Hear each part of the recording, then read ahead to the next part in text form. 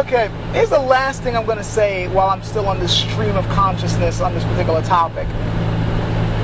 What exactly does it mean, essentially, when we say that the idea of America was founded on the fact that people get to mandate, you know, what government has power and what doesn't? Like, we can change our governments anytime we see fit.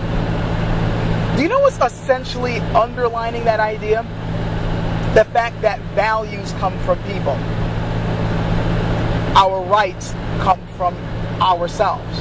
We develop our values, we develop our rights, we develop our destinies. This is essentially what's underpinning the whole, the people choose their government.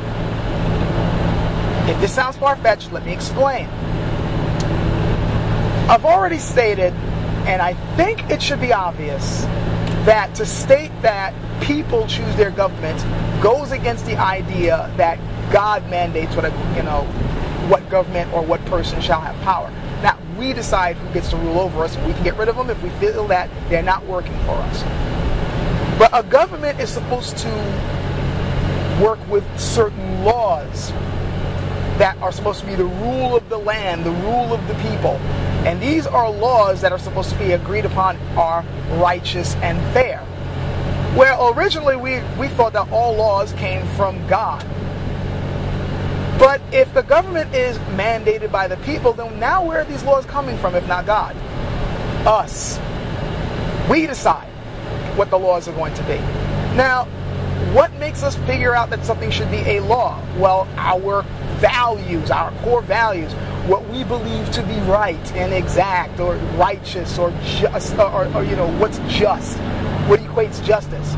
So once again, it's no longer God dictating this, it's us. We're deciding these things, which, and once again, this is why it's important that we re-examine it, because if it's up to us to come up with these things, then that means every now and then we have to make sure that we were correct in the first place. And considering that time and time again has shown that what we know in the present ends up being eclipsed by what we know in the future, we better be re-examining this. So that means fundamentally, what is dictating our destiny, our future, is us. Not a God. Not some type of celestial being. Not some type of supernatural power. It's us. We're not just deciding our own government. We're not just making our own laws. We're making our own rights, our own values. We're making things up as we go along, folks. That's ultimately what this means. Our destinies are in our hands and our hands alone. Now can you see why this was such a radical idea at the time and why it continues to be a radical idea to this day? I say still to this day because most people still think religiously. They don't think they have a right to dictate their own lives. They think their lives are dictated by upon high.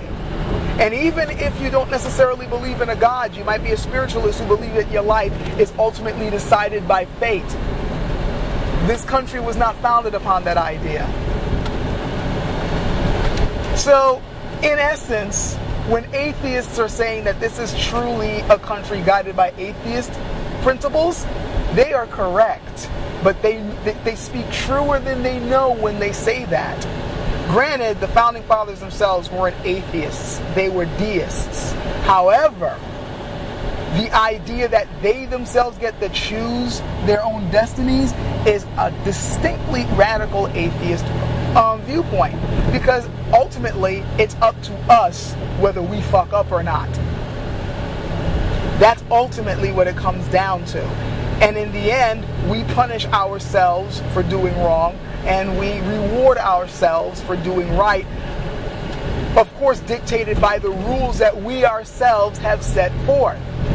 We ourselves have written these things down. We are making this stuff up, and we don't necessarily know whether these rules that we make are true or not. We just hope they are.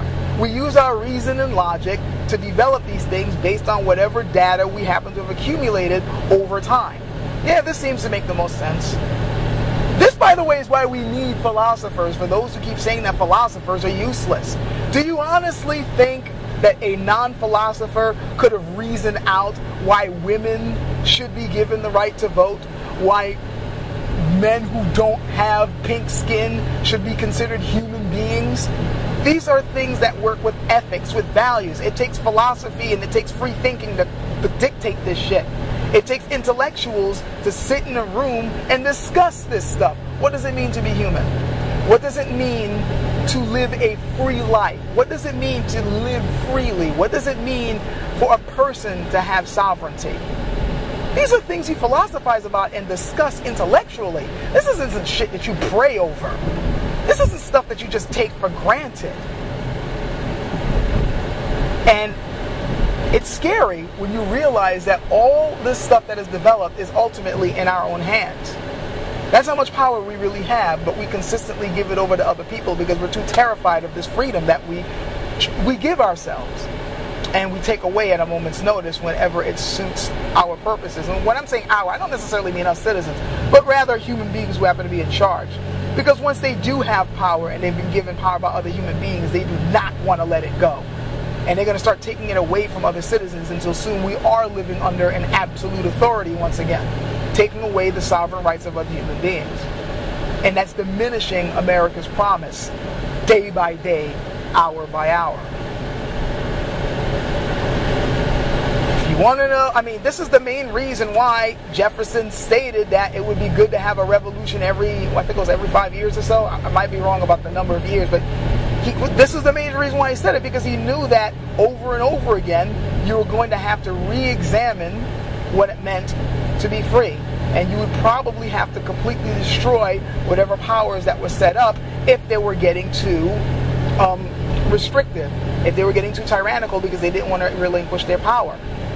Because the power was supposed to be in the hands of the people.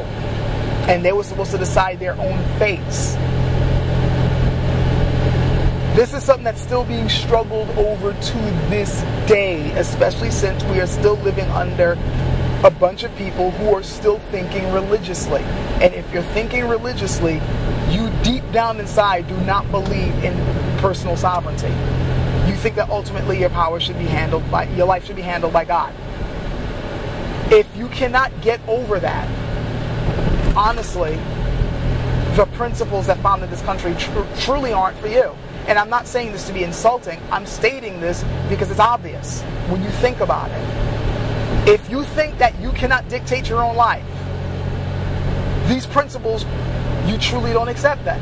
You do not accept that you are a free citizen.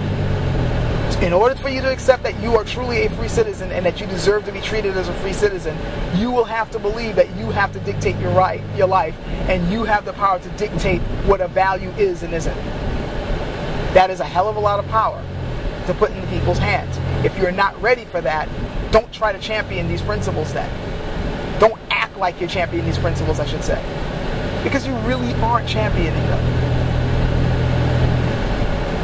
Again, a lot to think about. Catch you guys later.